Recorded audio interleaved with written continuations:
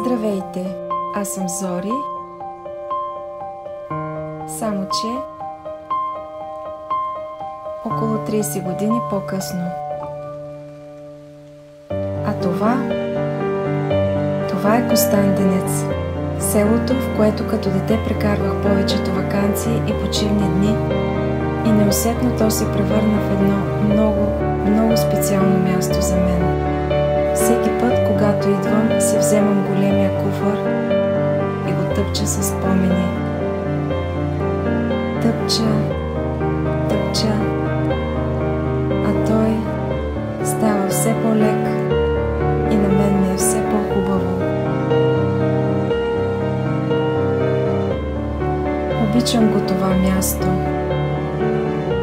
Място, където винаги ще искам да се връщам.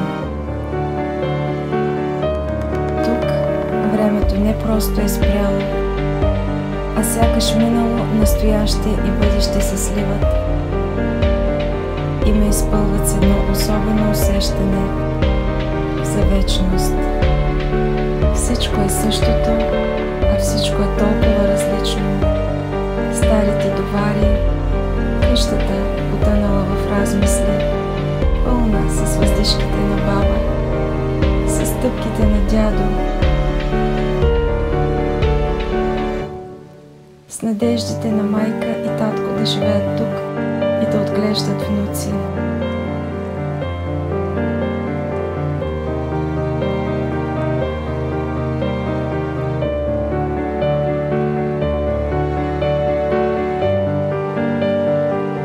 Тук тъгата и носталгията се сливат с радостта и надеждата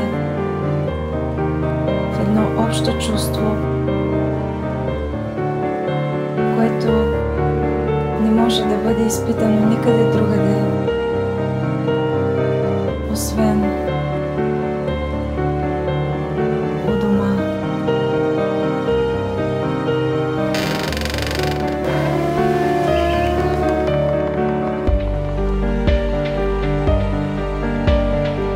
Всяко завръщане е една малка победа.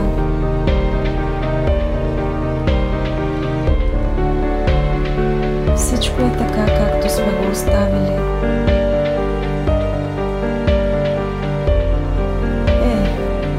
Почти.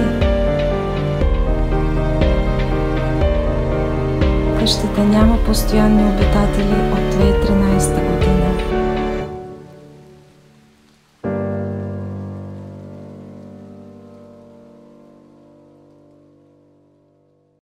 Две години по-късно, през 2015, ни хрумна щурата идея да посрещнем нова година там с група приятели.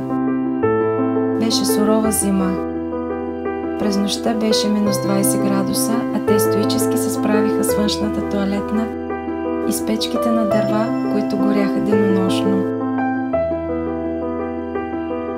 Още 2 години по-късно, през 2017, имахме възможност да прекараме няколко дни там с моя съпруг и една близка приятелка.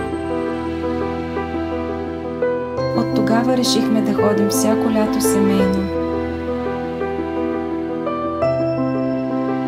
Да релаксираме, да ремонтираме, да се разхождаме из красивите околности, да разглеждаме местните забележителности, да се радваме на малките ежедневни чудеса, да борим арахнофобията. Каяк! Поне аз. Нямате идея колко близо бях до този парк, за да го снимам.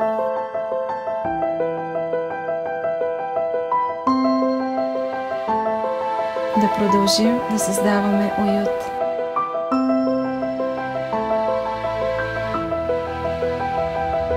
Да месим хляб в копанката на баба.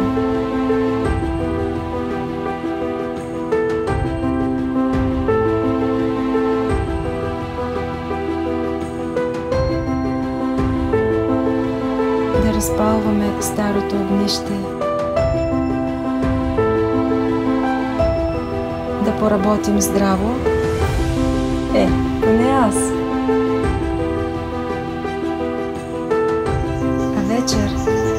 слушаме песента на щурците, докато в нас се ражда една нова надежда.